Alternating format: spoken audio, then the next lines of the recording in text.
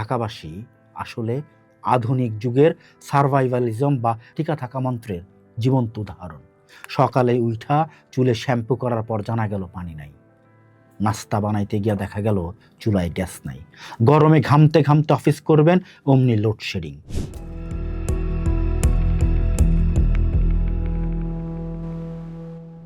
ধরেন ঢাকা শহরের কোন একটা অফিস, সেই অফিসের একটা ইন্টারভিউ রুম।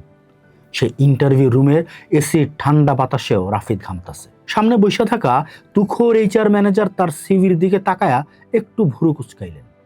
দীর্ঘ নীরবতা ভাঙা তিনি বললেন, সবই তো ঠিক আছে রাফিদ সাহেব, MS এক্সেল জানেন, টিম লিডার আছিলেন, ভালো কথা, কিন্তু আপনার স্কিল সেকশনের একদম উপরে বড় বড় কইরা লেখা প্রফেশনাল ঢাকা সার্ভাইভার, জন্ম থেকেই অভিজ্ঞ, এইটা আবার কেমন দক্ষতা? রাফিদ গ্লাসটা হাতে নিয়ে এক ঢোক পানি খাইলেন, তারপর সোজা হইয়া খুব ঠান্ডা গলায় কইলেন, স্যার, এই একটা দক্ষতা থাকলে আপনার কোম্পানির লেগা আর কোনো সুপার হিরো লাগবে।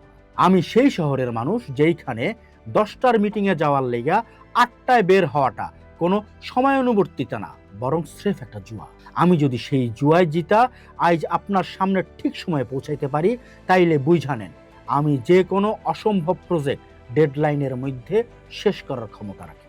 HR ম্যানেজার কিছুটা কৌতুক মিশানো চোখে চাইলেন রাফিদের দিকে।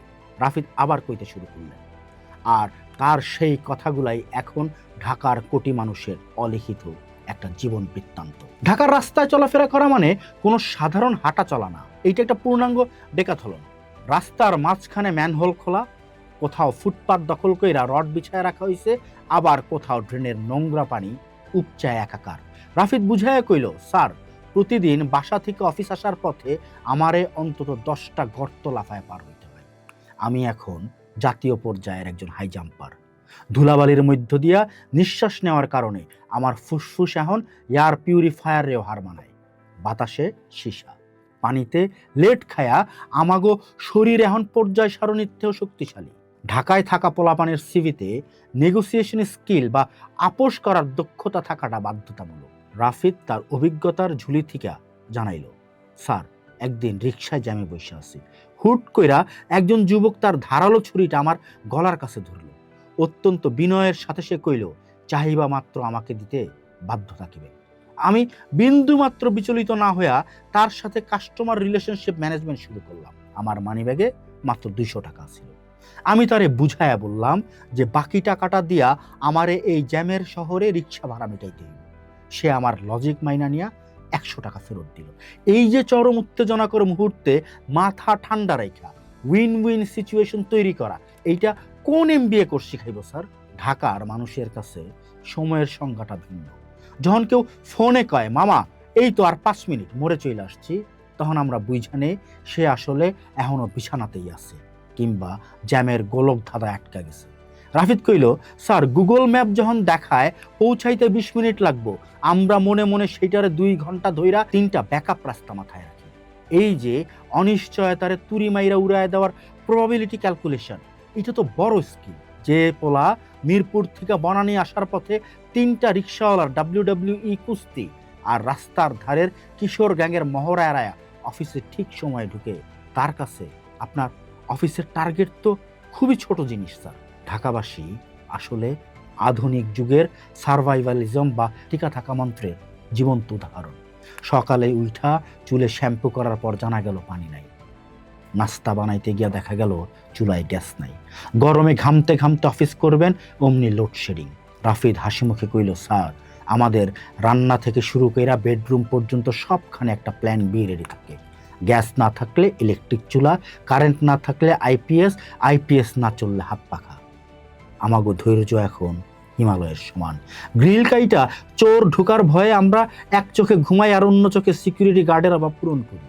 এই শহরে পুলিশ আছে কি নাই সেইটা বড় কথা না, বড় কথা হইল আমরা সবাই নিজের নিজের বডিগার্ড। ঢাকার বায়ু দূষণ এখন বিশ্ব তালিকার শীর্ষে, বসবাসের অযোগ্য শহরের তালিকায় আমরা চ্যাম্পিয়ন। তবুও এই জঞ্জালের স্তূপের ভিতরে দিয়া কোটি কোটি মানুষ হাসি মুখে ছুঁইটা চলতেছে। রাফিদ তার বক্তব্য শেষ করলো ইন্টারভিউ বোর্ডে এইভাবে, স্যার, যেই শহরে মানুষ মেঘ দেখা বৃষ্টির আগাম সিগন্যাল পায় আর বৃষ্টির পর রাস্তায় পানি উঠা গেলে জুতা খুইলা ল্যাপটপ ব্যাগ মাথায় নিয়ে গন্তব্যে পৌঁছায়, সেই মানুষেরা কখনো হার মানতে জানে না। আমাগো সিভিতে অ্যাডাপ্টেবিলিটি মানে স্রেফ শব্দ না, আমাগো রক্তে বইতাছে মানায়া নেওয়ার অদ্ভুত এক ক্ষমতা। এইচআর ম্যানেজার কিছুক্ষণ স্তব্ধ হইয়া রইলেন। এরপর ধীরে ধীরে রাফিদের সিভিতে কলম দিয়া বড় কইরা একটা টিক চিহ্ন দিলেন। তিনি বুঝতে পারলেন, যার সিভিতে ঢাকা সার্ভাইভাল স্কিল আছে তারে দিয়া মরুভূমিতেও বরফ বিক্রি করা সম্ভব। আসলে ঢাকায় টিকা থাকাটা কোনো রসিকতা না, এইটা একটা সাধনা। পৃথিবীর যে কোনো শহরের মানুষরা ঢাকায় না ছেড়া দিলে তারা হয়তো 3 দিনে পাগল হয়ে যাবে, কিন্তু আমরা টিকা আছি না। আমরা ধৈর্য ধরছি রিক্সা লগে ঝগড়ায়, আমরা ধৈর্য ধরছি অন্তহীন জ্যামে, আমরা ধৈর্য ধরছি গ্যাস বিদ্যুৎহীন অন্ধকারে। তাই পরবর্তী ইন্টারভিউতে যখন কেউ আপনার যোগ্যতা নিয়ে প্রশ্ন তুলব, বুক ফুলায় বলবেন, আমি ঢাকায় বসবাস করি। এর থেকে বড় কোনো স্কিল সার্টিফিকেট বা যুদ্ধের পদক এই মুহূর্তে আর দেওয়া সম্ভব না। ঢাকা শহর হয়তো বসবাসের অযোগ্য, কিন্তু এখানকার মানুষগুলা এই অযোগ্যতার সাথে যুদ্ধ কইরা নিজেকে অতি যোগ্য কইরা তুলছে। জাদু শহর ঢাকা আমাগো সব কাইরা নিলেও আমাগো একটা সার্ভাইভাল মেশিন বানায় ছাড়ছে। এইটাই বা কম কিসের, ঠিক না? তাইলে আজ থেকে আপনারা যারা ঢাকায় থাকতেছেন তারা তাগো সিভিতে একটা স্কিল যোগ করতে পারেন। আপনি ঢাকায় থাকেন, আপনি ঢাকায় বসবাস করেন।